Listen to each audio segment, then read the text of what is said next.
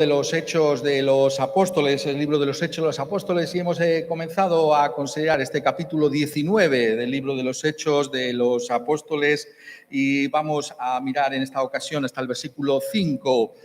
Vamos a leer desde el primer versículo hasta el versículo 5 y nos dice así el relato de Lucas, el historiador de la iglesia primitiva.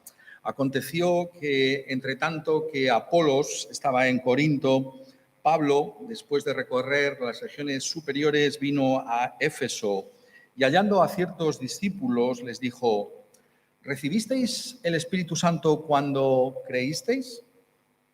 Y ellos le dijeron: ni siquiera hemos oído si hay Espíritu Santo. Entonces dijo: ¿en qué pues fuisteis bautizados? Ellos dijeron: en el bautismo de Juan. Dijo Pablo: Juan bautizó con bautismo de arrepentimiento, diciendo al pueblo que creyesen en aquel que vendría después de él, esto es, en Jesús, el Cristo. Cuando oyeron esto, fueron bautizados en el nombre del Señor Jesús. Lo que nos enseña constantemente el libro de los Hechos de los Apóstoles es que la experiencia del Espíritu Santo es la seña de identidad de la era cristiana. ¿Cómo sabemos que vivimos en estos buenos tiempos del Mesías, en los que Él extiende su reino por toda la tierra? Lo sabemos por la generosidad con que ha entregado de sí mismo en lo que llamamos el Espíritu Santo de Dios. Esta es la realidad que se enseña constantemente en este libro de los Hechos de los Apóstoles. El Espíritu Santo es la evidencia de la bondad de Dios para con nosotros en Cristo Jesús. Es el Espíritu Santo el que viene a nosotros, es el Espíritu Santo el que nos convence de nuestro pecado y nos lleva a descansar en la persona de Cristo Jesús como el único Señor y Salvador. Y por eso constantemente en este libro de los Hechos de los Apóstoles encontramos este mismo énfasis, la realidad de que el Espíritu Santo está con nosotros. La Iglesia cristiana, poniéndolo de otra manera, no puede ser explicada en todos estos siglos si no es por la presencia poderosa del Espíritu Santo de Dios. No hay otra explicación que podamos traer en la historia, sino que es el Espíritu de nuestro Señor Jesucristo el que lleva esa misión de glorificar a Cristo Jesús en la salvación de multitudes, de personas, hombres y mujeres que han venido a la fe en Cristo Jesús a lo largo de toda la historia. Y nosotros vivimos en estos tiempos en los que podemos mirar atrás, no como otras generaciones. Nosotros contemplamos estos 20 siglos de era cristiana y podemos ver la realidad también de ese cumplimiento, de esa promesa de que Cristo Jesús sería reconocido en toda la tierra. No es algo extraordinario lo que podemos contemplar también en la providencia del Señor. Y por eso no puede sorprendernos que Pablo en Éfeso, y estábamos viendo el poder que tiene esta expresión la semana pasada, cuando está allí en Éfeso, diga: recibisteis el Espíritu Santo cuando creísteis. La fuerza de la realidad del Espíritu Santo es la que gobierna la forma de pensar del apóstol y dice: recibisteis el Espíritu Santo. Podemos plantearnos, ¿no?, como decíamos la semana pasada, bueno, podía haber hecho otra serie de preguntas. ¿Por qué hizo esa pregunta en particular? Eso es lo que tenemos que hacer constantemente con la Escritura. Tenemos que preguntarle a la Biblia por qué pone lo que pone y no otras cosas. ¿Por qué haría Pablo esa pregunta? ¿Recibisteis el Espíritu Santo? Y es que esa realidad, estamos diciendo, es la que gobierna todo el libro de los Hechos. Nuestro Señor Jesucristo, al comienzo del mismo, cuando va a ascender al cielo, les dice a sus discípulos: pero recibiréis poder cuando haya venido sobre vosotros el Espíritu Santo, y me seréis testigos en Jerusalén, en toda Judea, en Samaria y hasta lo último de la tierra. Y cuando ese Espíritu Santo vino en Pentecostés y durante la predicación de aquel primer mensaje de la era cristiana por parte del apóstol Pedro, encontramos en el capítulo 2 y el versículo 32 la explicación de ese fenómeno de Pentecostés. Dice allí en Hechos 2, 32, a este Jesús resucitó Dios, de lo cual todos nosotros somos testigos. Así que, exaltado por la diestra de Dios, y habiendo recibido del Padre la promesa del Espíritu Santo, ha derramado esto que vosotros veis y oís. Y por tanto, la referencia al Espíritu Santo nos está mostrando, según Pedro aquí, que Cristo está exaltado, que Cristo ha vencido a la muerte, que la obra que realizó en la cruz ha sido aceptable delante de Dios para el perdón de nuestros pecados y que Él es el que reina sobre toda realidad y el Espíritu Santo es el testimonio de que Cristo está vivo y reina, que es el juez de vivos y de muertos. Y esa es la realidad inescapable que nos está trayendo la Escritura aquí y la realidad con la que el apóstol Pablo confronta a estos discípulos que se encuentra allí en Éfeso. Recibisteis el Espíritu Santo cuando creísteis. Y entonces encontramos esta curiosidad, ¿no? Que dicen esos discípulos, ni siquiera hemos oído si hay Espíritu Santo. Ni siquiera hemos oído que hay Espíritu Santo. Esto realmente tiene que llamarnos la atención, ¿no? Porque está hablando constantemente el libro de los Hechos de la realidad del Espíritu Santo, como hemos dicho, como la evidencia de la fe cristiana, el derramamiento del Espíritu Santo. Y aquí hay unos discípulos que, sin embargo, se nos dice, ni siquiera, le contestan a Pablo, ni siquiera hemos oído si hay Espíritu Santo. ¿Cómo podemos explicar algo así, ¿no? ¿Cómo pueden ser estos discípulos y ni siquiera haber oído del Espíritu Santo? Esto es lo que el pasaje está buscando desentrañar para nosotros en esta ocasión. Lucas quiere que seamos conscientes de todo lo que implica aquí. Lo que estos discípulos nos están diciendo, tenemos que ser capaces de leerlo a la luz de cómo son identificados en este pasaje. Nos presentan como discípulos de Juan el Bautista. Juan el Bautista que aparece constantemente en los evangelios, pero también aquí, curiosamente, en el libro de los Hechos de los Apóstoles, y constantemente aparece como ese precursor de nuestro Señor Jesucristo. Es decir, Él es el último y, por tanto, el más grande de los profetas del Antiguo Testamento. Eso me gusta constantemente decirlo, aunque no fuera más que por efectos didácticos, que todos no lo olvidemos. Aunque esté en el Nuevo Testamento, es un profeta del Antiguo Testamento, ¿vale? Esto tiene que quedar muy claro. Es decir, el Antiguo Testamento llega hasta Juan el Bautista. No debemos dejarnos llevar simplemente por la división de nuestras Biblias, como si no hubiera una conexión íntima y directa, que la hay de muchas maneras, entre el Antiguo y el Nuevo Testamento. Y esa conexión tiene que ver con el más grande de los profetas. ¿Por qué el más grande? ¿Porque nosotros queremos llamarle el más grande? No, porque es el precursor de nuestro Señor Jesucristo. Es el último de los profetas y, por tanto, aquel que anuncia de una manera real que el Mesías ha venido, porque está ahí delante de él. Y esto, si queremos buscar algún versículo que lo prueba, Lucas 16:16, la ley y los profetas eran hasta Juan. Como si dijera Jesús, son palabras suyas. El Antiguo Testamento es hasta Juan. Nosotros decimos Antiguo Testamento, pero en términos bíblicos el Antiguo Testamento es ley y profetas. Y añade, desde entonces el reino de Dios es anunciado y todos se esfuerzan por entrar en él. No estamos esforzando por entrar al reino de Dios porque es una ocasión como ninguna otra. Todos se esfuerzan.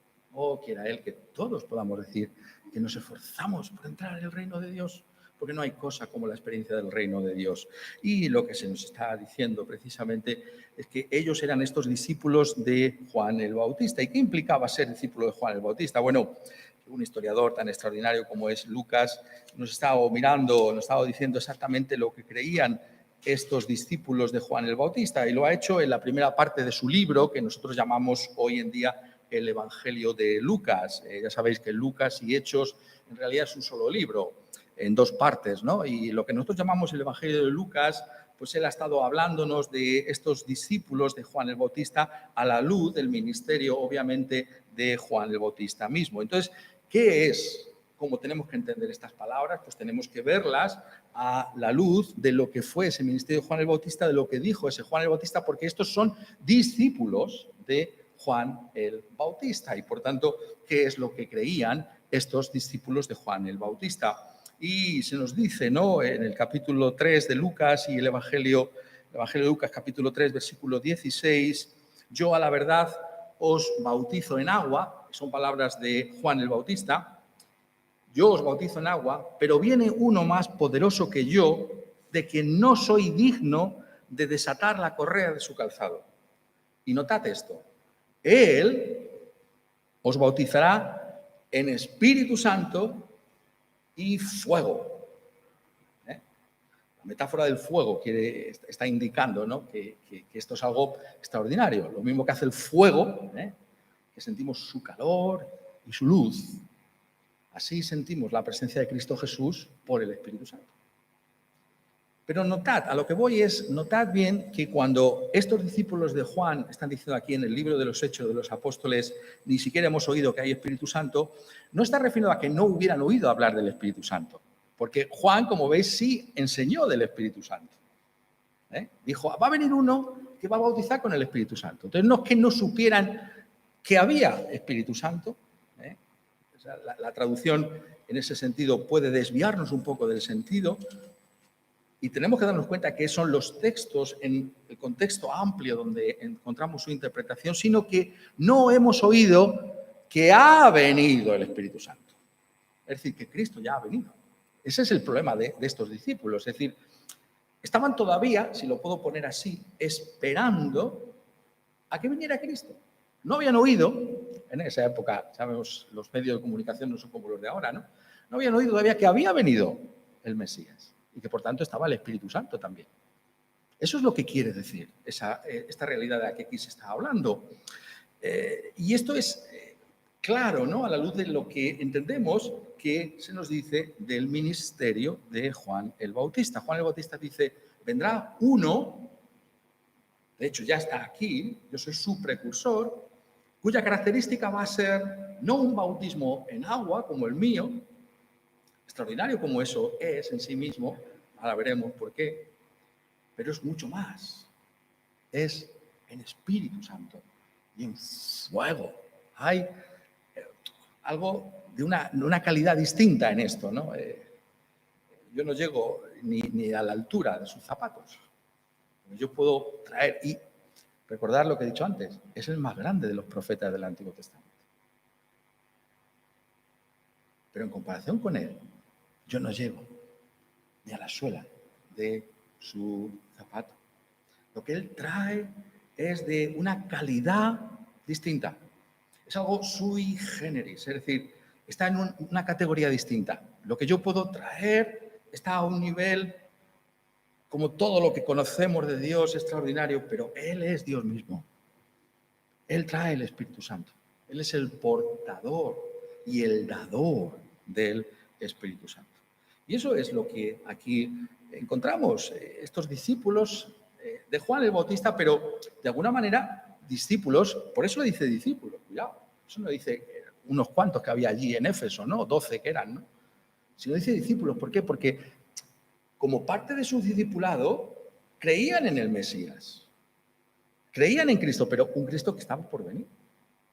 No un Cristo que ya había venido y es anunciado por Pablo. Y por eso tenemos que ser capaces de entrar en el sentido de lo que dice el texto, ¿no? La pregunta es lógica, ¿no?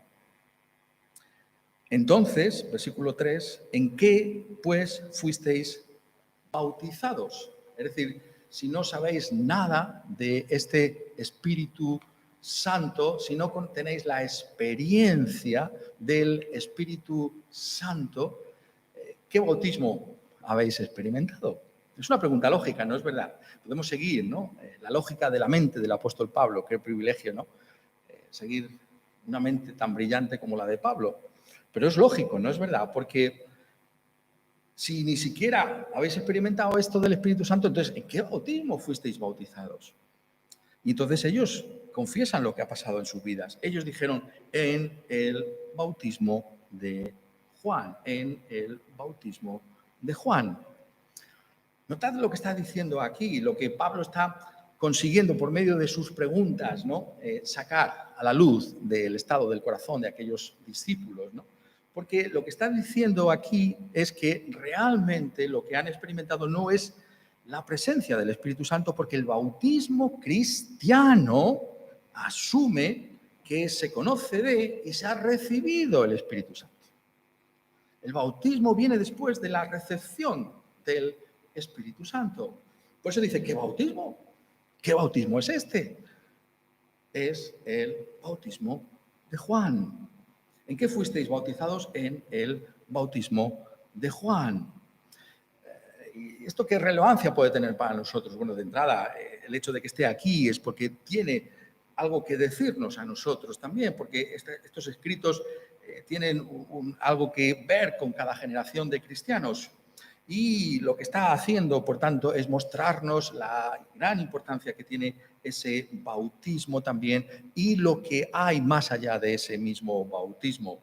Sabemos que esto es así porque en el versículo 4 el apóstol Pablo mismo incide en lo que fue ese bautismo de Juan, la esencia misma del ministerio de Juan el Bautista. Dijo Pablo, versículo 4, Juan bautizó con bautismo de arrepentimiento, diciendo al pueblo que creyesen en aquel que vendría después de él, esto es, en Jesús el Cristo. Y aquí, en pocas palabras, está haciéndonos un resumen de lo que fue el ministerio de Juan el Bautista. ¿Por qué es importante? Porque Pablo retoma ese énfasis de Juan el Bautista, por todo lo que significa, ¿no? Es como si el Antiguo Testamento mismo estuviera aplaudiendo a la venida de nuestro Señor Jesucristo, como si el Antiguo Testamento mismo se concluyera con la venida del Señor Jesucristo. Y es más profundo todavía que todo eso, porque el Antiguo Testamento es siempre un llamamiento al arrepentimiento. Los profetas, particularmente, tienen ese mensaje, es un llamamiento al arrepentimiento. ¿Qué es realmente lo que hace la Escritura con nosotros? La Escritura fundamentalmente viene a nosotros para mostrarnos el estado en el que estamos delante de Dios, que somos culpables, que hemos roto su ley, que estamos en un estado miserable, perdidos, sin Dios y sin esperanza en este mundo. Eso es el Antiguo Testamento. Es la crónica de la ruina de la humanidad que se ha apartado de Dios y de las terribles consecuencias que hay en esta vida y en la venidera de haber dejado a un lado a Dios. Y por eso la nota del Antiguo Testamento es el llamamiento al arrepentimiento. Mirad a los grandes profetas del Antiguo Testamento. Pensar en Elías, ¿no? Y Elías viene a la mente inmediatamente, claro que sí, porque este es el Elías que había de venir. Sabéis que otros textos nos hablan de Juan el Bautista en esos términos, ¿no? Que el Antiguo Testamento terminaba con esa nota. Antes de que venga Jesús, el Mesías, ¿cómo vamos a saber que ha venido el Mesías? Dice, antes vendrá Elías. ¿Qué quiere decir eso? ¿Que iba a venir realmente, literalmente, físicamente Elías? Bueno, apareció en el monte de la Transfiguración, curiosamente, pero no, es más profundo que todo eso.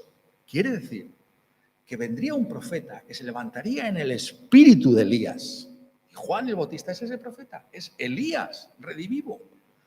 Es ese Elías que había de venir. ¿Por qué Elías? Porque Elías llama al arrepentimiento a Israel.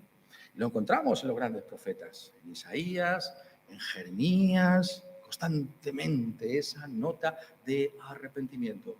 Te preguntan qué es el Antiguo Testamento. Es un llamamiento al arrepentimiento. Es a darnos cuenta de cuál es nuestro estado delante de Dios. Estamos perdidos y que necesitamos a Dios.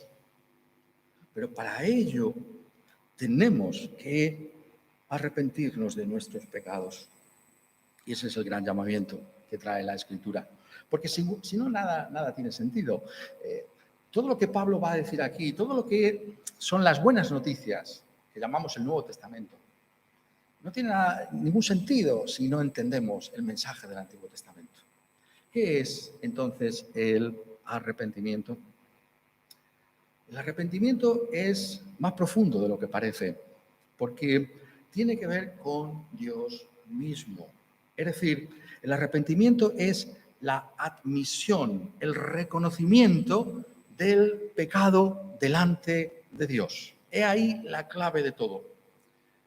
El arrepentimiento no es simplemente que me comparo con otros seres humanos a nivel horizontal y tantas veces así en nuestro corazón, ¿no? Pensamos que somos mejores que otros. No nos engañamos a nosotros mismos. Cuando miramos al otro, yo soy mejor que él.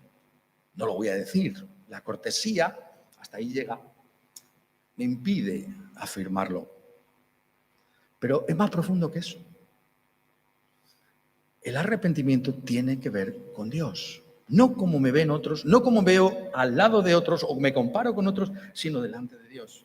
Cuando contemplamos la santidad eminente de Dios, cuando contemplamos la gloria de ese eterno y todopoderoso sabio en cuyas manos estamos, entonces nos damos cuenta de lo que es pecar contra Dios. Tu problema no es el pecado contra el prójimo en primer lugar. Tu problema es el pecado contra Dios. El arrepentimiento es vernos como Dios nos ve realmente. ¿Y cómo nos ve Dios? Esa es la gran pregunta. Nos ve conforme a la revelación de su propia palabra. Claro, si yo bajo tanto el nivel y lo único que tengo para compararme son otros seres humanos, y como tengo esa tendencia a creerme mejor que cualquier otro, entonces es muy difícil que yo tenga una convicción de pecado. Pero si me comparo con Dios, entonces sé que soy un fracaso. Sé que estoy en bancarrota espiritual delante de Él. Y que Él me ve tal y como soy, porque su palabra revela lo más profundo que hay en mi corazón. Y por eso encontramos, y esa es la gran paradoja, ¿no es verdad?, que nos muestra que toda la Escritura es inspirada por Dios, ¿no? Esos salmos que llamamos de penitencia, penitenciales en el Antiguo Testamento, como el Salmo 51, cuando David confiesa su pecado, ¿delante de quién? Dice, contra ti, Señor, contra ti he pecado. Tu problema no es el pecado que hayas cometido contra tu prójimo, sino contra Dios, en primer lugar. ¿Eres consciente de cómo estás delante de Dios? Ese es el ministerio de Juan el Bautista. Ese es el llamamiento que recibió Juan el Bautista. Es admitir, reconocer lo que hemos hecho contra Dios. Y que en nosotros no hay esperanza. Porque ¿cómo podemos reconciliarnos con Él? Oh, sí, con algún ser humano puedo de alguna manera, ¿no?, intentar llevarme bien, más o menos, aunque la historia de la humanidad demuestra que más bien son los conflictos, ¿no?, lo que caracteriza a los seres humanos los unos con los otros. Pero puedo intentarlo. Pero ¿y con Dios? ¿Cómo podré estar bien con Él cuando soy un rebelde en pensamiento, en palabra, en acción y en omisión? Porque Dios también ve cuando, sabiendo que tenemos que hacer algo, no lo hacemos. Hemos pecado contra Él. Eso es el arrepentimiento, pero el arrepentimiento es algo más que esto. Es aborrecimiento del pecado. No es simplemente reconocer, como se suele decir, a regañadientes, ¿no? No me queda más remedio, ya me han pillado, ¿qué hago? No es eso. Es que Dios pone en nuestro corazón un aborrecimiento por el pecado. Aquello que antes amábamos, ahora nos apartamos con horror de ello. Eso es lo que hay que buscar. Ese es el arrepentimiento. Realmente es un abandono del pecado. Es apartarnos del pecado. A esto es a lo que somos llamados por todo el Antiguo Testamento, por Juan el Bautista. Eso es lo que es el arrepentimiento. Y el arrepentimiento es también, y con A, para que lo podamos recordar todos, es asumir una nueva forma de vida. Encontramos todos estos elementos ahí en ese pasaje de Lucas 3, ¿no es verdad? Y el énfasis está precisamente ahí, ¿no? Haced, pues, capítulo 3, versículo 8, frutos dignos de arrepentimiento. Realmente, si el arrepentimiento es genuino, tiene que mostrarse de alguna manera. No podemos decir, me he arrepentido y sigo siendo el mismo. No, tenemos que lamentar, tenemos que darnos cuenta de que hay algo que tiene que cambiar en nuestra vida. Eso es lo que está diciendo Juan, lo que dijo entonces a aquellos sus contemporáneos. Les habló de ese día en el que tendríamos que dar cuenta de nuestros hechos delante de Dios mismo. Aquí podemos dar cuenta de nuestros hechos o no, o no, delante de otros seres humanos. Podemos escaparnos. ¿Cuántos sanguinarios dictadores mueren cómodamente en sus lechos? ¿Es el fin de todo? Nuestra conciencia incluso se levanta contra eso y demuestra que hay un juicio final. Delante de Dios tendrás que dar cuenta de tu vida. Es esa nota, notadlo bien, de referencia constante a Dios, lo que nos enseña lo que es el arrepentimiento. Somos conscientes de que vivimos delante de Dios. Todos, no solo los cristianos, todos y cada uno de nosotros. Estamos delante de Dios porque Dios ha puesto una conciencia en cada uno de nosotros. Por eso dice el apóstol que nuestro ministerio es recomendándonos a toda conciencia delante de Dios. Apelamos a vuestra conciencia. Vuestra conciencia es el testimonio de estas realidades. Somos conscientes de esto. Y el arrepentimiento, por tanto, es esa vuelta de nuestros malos caminos para asumir una nueva forma de vivir. Por eso encontramos que aquellas personas contemporáneos de Juan estaban preparados para lo que iba a venir y son preparados de esa manera porque viene y dice, ¿qué vamos a hacer? No simplemente dice, me he arrepentido, no, hay un cambio de vida, ¿qué vamos a hacer? El que tiene 2 túnicas le dice, le dé una al que no tiene. El cristianismo siempre se ha caracterizado por esa nota social, de caridad. ¿Por qué? Porque si Dios ha venido a mi vida, yo comparto, porque Dios ha compartido conmigo lo mejor. Hay una evidencia de arrepentimiento que somos generosos. ¿En qué damos? A otros. ¿Hay esto en nosotros? Esa es la evidencia del arrepentimiento. El que tiene que comer, que comparta. Pues la importancia de la historia de la Iglesia cristiana, del diaconado, de todo lo que implica repartir y tener la presencia de los pobres y los necesitados y una familia.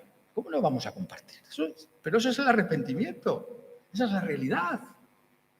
No puedo decir que me he arrepentido si cierro mi corazón contra otro. Hay algo de eso. Eso es lo que está diciendo. Y cada uno es muy interesante, ¿no? Como vienen también los publicanos, ¿no? Que eran aborrecidos por todos. Y le dicen, no exijáis más de lo que está ordenado, ¿no? Esto aparecerá después en el caso de algunos de aquellos, ¿no?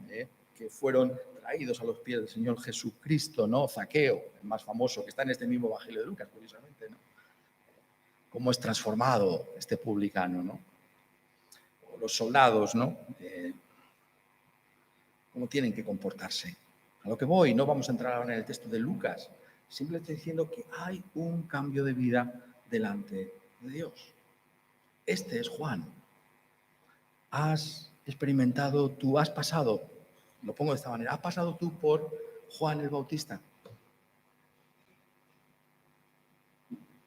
El ministerio de Juan el Bautista es fundamental. Hemos pasado por ahí. Es fundamental porque es asumido por, si lo puedo poner de esa manera, por la misma Iglesia cristiana, porque es asumido por nuestro Señor Jesucristo. ¿Lo habéis pensado alguna vez cómo empieza Jesús a predicar las buenas noticias que Él ha traído? Dice en el Evangelio de Marcos 1:15, el tiempo se ha cumplido y el reino de Dios se ha acercado. Arrepentíos y creed en el Evangelio. Arrepiéntete de tus pecados y cree en el Evangelio. Arrepiéntete. Así comienza Jesús a predicar. La misma nota de Juan el Bautista. Asume esa realidad. Es Pablo el que también lo hace aquí. Toda la iglesia cristiana. ¿Te has arrepentido de tus pecados? Este es Juan. Este es el Antiguo Testamento. Esto es la ley y los profetas. Has experimentado convicción de pecado profunda en tu vida. Te ves como Dios te ve. Hay algo en ti distinto con respecto al pecado. No lo que la sociedad llama pecado, sino lo que Dios llama pecado. Necesitamos pasar por ahí. Pero hay algo más, claro. Hay algo más aquí. Hay algo más. Que no haríamos en absoluto justicia a la Escritura si no lo pusiéramos de manifiesto. Juan bautizó con bautismo de arrepentimiento diciendo al pueblo que creyesen en aquel que vendría después de él, esto es, en Jesús el Cristo. Juan trajo buenas noticias. De hecho, lo dice Lucas aquí, cuando hace ese resumen en el capítulo 3 que hemos estado leyendo de lo que fue su ministerio. Es muy interesante, ¿no? Cuando ha mencionado que los va a bautizar en Espíritu Santo y fuego, dice, su aventador está en su mano y limpiará su era y recogerá el trigo en su granero y quemará la paja en fuego que nunca se apagará, y temblamos al leer estas cosas. Pero entonces, dice, con estas y otras muchas exhortaciones, anunciaba las buenas nuevas al pueblo, el Evangelio, las buenas noticias de salvación. ¿Por qué en ese momento? Porque cuando hemos oído que en nosotros no hay esperanza, cuando podemos desesperar de nosotros mismos porque somos pecadores, entonces se nos anuncian las buenas noticias del Evangelio. Es en ese contexto de arrepentimiento, de quebrantamiento de corazón, cuando oímos acerca del Señor Jesucristo. Y esto es la nota distintiva que pone de manifiesto Pablo, que anuncia a nuestro Señor Jesucristo mismo, pero que también estaba en el Antiguo Testamento, con sus propios términos y formas. Joel, ese profeta que se cita en aquel primer mensaje de la era cristiana, Pentecostés, dice: por eso pues ahora dice el Señor, convertíos a mí con todo vuestro corazón, con ayuno y lloro y lamento, eso es el arrepentimiento. Rasgad vuestro corazón y no vuestros vestidos, y convertíos a Jehová vuestro Dios. ¿Por qué? Porque misericordioso es y clemente, tardo para la ira y grande en misericordia, y que se duele del castigo. ¿Por qué vas a perecer? Eso dice el profeta Ezequiel. ¿Por qué moriréis, oh casa de Israel? ¿Por qué vais a morir? ¿Por qué? Y dice, ¿quién sabe? Nos arrepentimos, ¿por qué? Porque ¿quién sabe? Dice Joel, sí volverá y se arrepentirá y dejará bendición tras de él. Esto es ofrenda y libación para Jehová vuestro Dios. ¿Quién sabe? ¿Quién sabe si incluso para mí puede haber perdón de pecados? ¿Habéis visto cómo lo ponen los profetas? Cuando una persona de verdad, tenemos que buscar más de eso en nuestra vida, de verdad somos conscientes de la ofensa contra Dios, que somos. Entonces nos planteamos, ¿me perdonará a mí? ¿Lo planteamos así? Como dice en Amós, el Antiguo Testamento habla con esa misma voz. Amós 5:15, aborreced el mal y amad el bien, y estableced la justicia en juicio. Quizá Jehová, Dios de los ejércitos, tendrá piedad del remanente de José. Vamos a arrepentirnos, porque quizá Dios nos conceda misericordia y perdón. No ese es el mensaje de Nínive, Jonás en Nínive. Hasta ahí llegaban. Vamos a arrepentirnos porque quizás Dios no destruya la ciudad.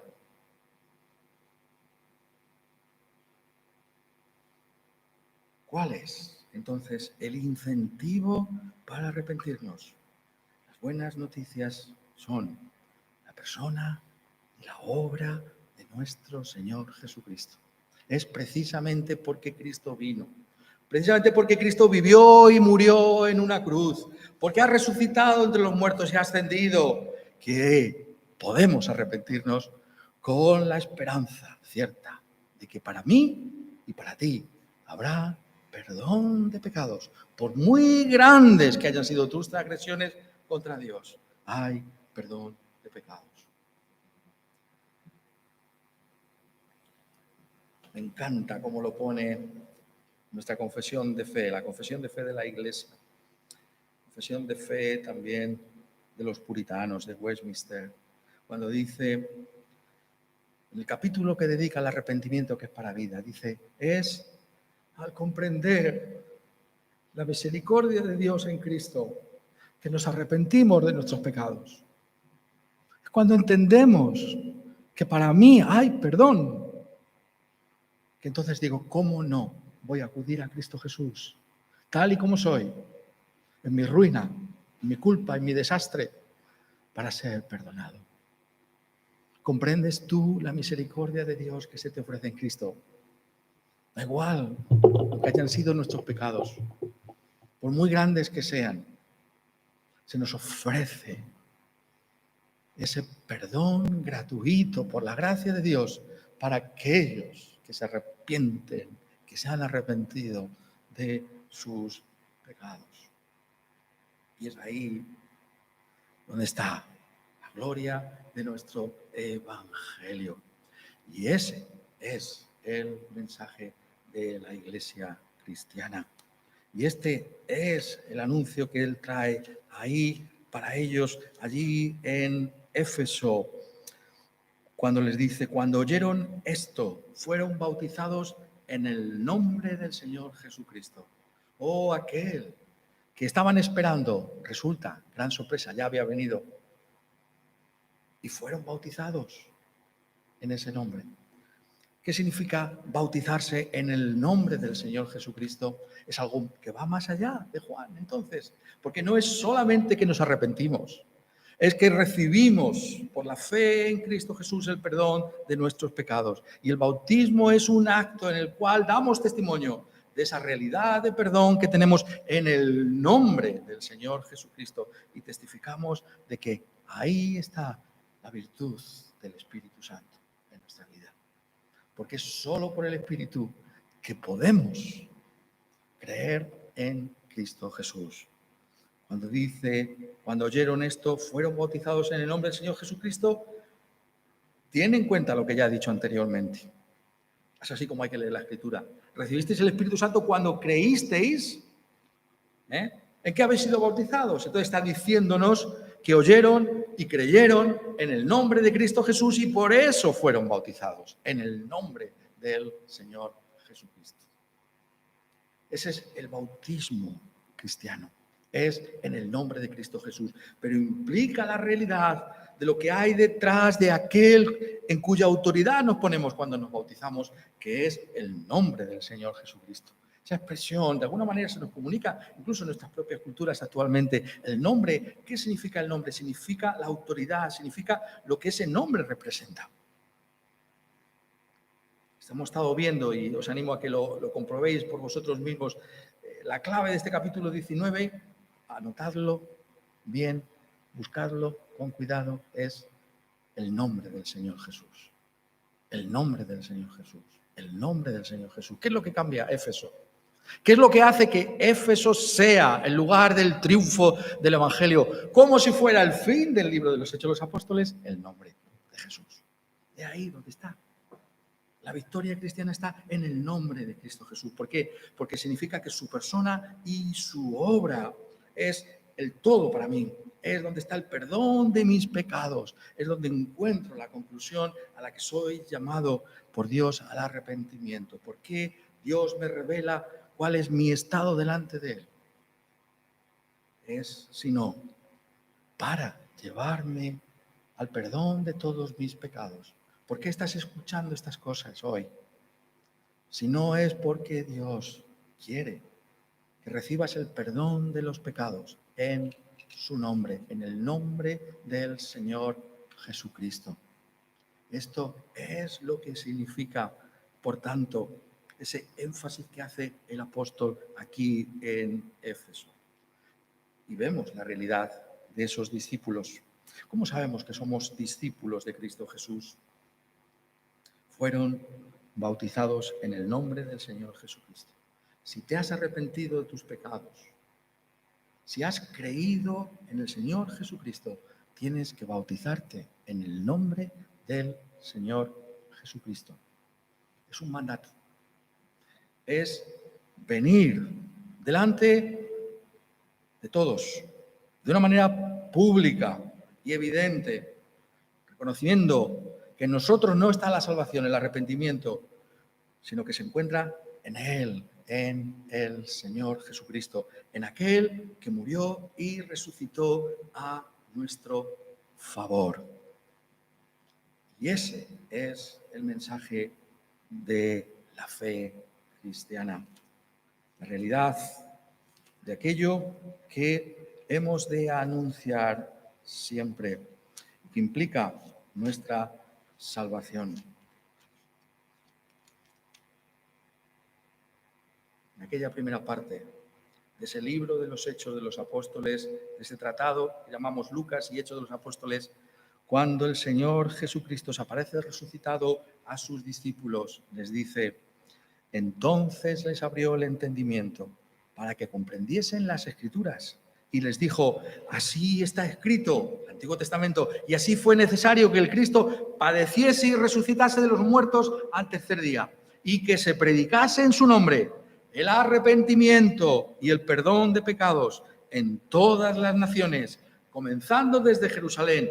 Y vosotros, mis discípulos, sois testigos de estas cosas. He aquí, hay que leerlo todo: yo enviaré la promesa de mi Padre, el Espíritu Santo, sobre vosotros. Esta es la fe cristiana. En el nombre del Señor Jesucristo, te llamo a que te arrepientas de todos tus pecados. Reconoce tu pecado delante de Dios y acude a Cristo Jesús, impulsado por su misericordia, por su compasión, por su benignidad, para pecadores como tú y como yo. Y si esto es así, busca dar ese testimonio público. Oyeron y se bautizaron. Oyeron estas cosas, pusieron su confianza en el nombre del Señor y se bautizaron. He ahí la realidad de la fe cristiana, porque esto solo es posible si el Espíritu Santo ha venido, si el Espíritu Santo está en medio nuestro. Nadie puede volverse a Dios si no es por el Espíritu Santo. Nadie, dice el apóstol Pablo, llama a Jesús Señor si no es por el Espíritu Santo. Es Jesús, tu Señor y Salvador. Quiera Él que todos nosotros podamos decir: sí, Jesús es mi Señor y mi Salvador, mi esperanza, a pesar de mis pecados, en vida y en muerte. Y yo quiero confesarle delante de todos para su propia gloria. El nombre de Jesús, el nombre que nos salva. Amén.